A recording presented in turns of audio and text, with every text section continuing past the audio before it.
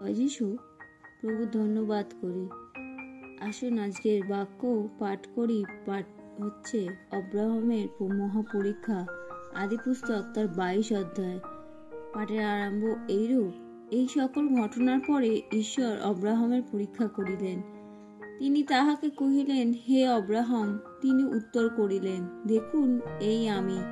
তখন তিনি কহিলেন, তুমি আপন পুত্রকে, তোমার অদ্বিতীয় পুত্রকে, যাকে তুমি ভালোবাসো, সেই ইসাহাককে লইয়া মরিয়া দেশে যাও, এবং তথাকার যে এক পর্বতের কথা আমি তোমাকে বলিব, তাহার উপরে তাহাকে হোমার্থে বলিদান করো।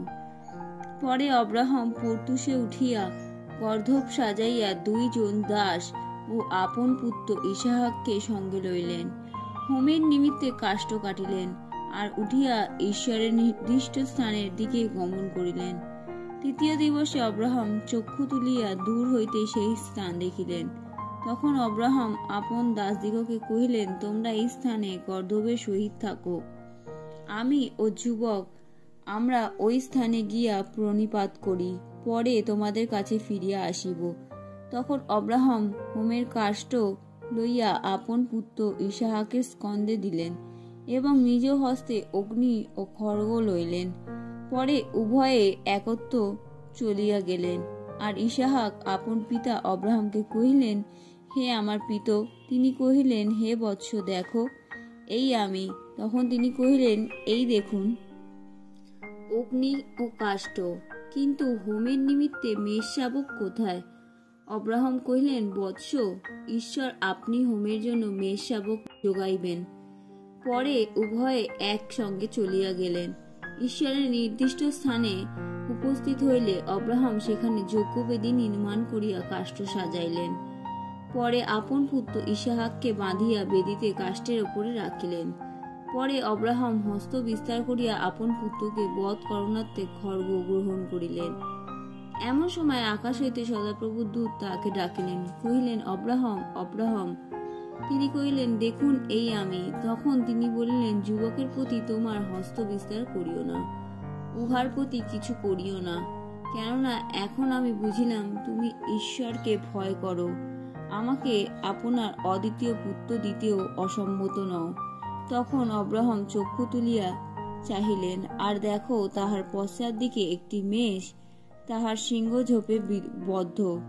পরে অব্রাহাম গিয়া সেই মেষটি লইয়া আপন পুত্রের পরিবর্তে হোমাত্ম বলিদান করলেন।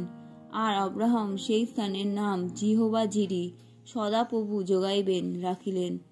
এই জন্যই অদ্যাপি লোকে বলে, সদাপ্রভুর পর্বতে যোগান হইবে। পরে সদাপ্রভুর দূত দ্বিতীয়বার আকাশ হইতে অব্রাহামকে ডাকিয়া কহিলেন, সদাপ্রভু বলিতেছেন, তুমি এই কার্য করিলে আমাকে আপনার অদ্বিতীয় পুত্র দিতে অসম্মত হইলে না।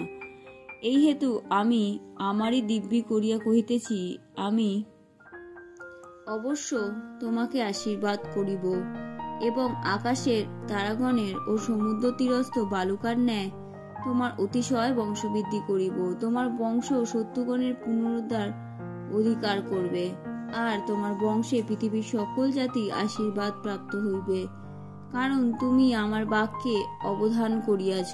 পরে অব্রাহাম আপন দাসদের নিকটে ফিরিয়া গেলেন, আর সকলে উঠিয়া একত্রে বেরসবাতে গেলেন, এবং অব্রাহাম বেরসবাতে বসতি করিলেন। ওই ঘটনার পরে অব্রাহামের নিকটে এই সমাচার আসিল, দেখুন, আপনার ভাতা নাহরের জন্য মিলকা ও পুত্রগণকে প্রসব করিয়াছেন। তাহার জ্যেষ্ঠ পুত্র উস ও তাহার ভাতা বুস ও অরামের পুত্র কমুয়েল এবং কেশত, হস, পিলদশ, জিতলফ ও বথুয়েল। বথুয়েলের কন্যা রিবিকা অব্রাহামের ভাতা নাহরের জন্য মিলকা এই 8 জনকে প্রসব করেন।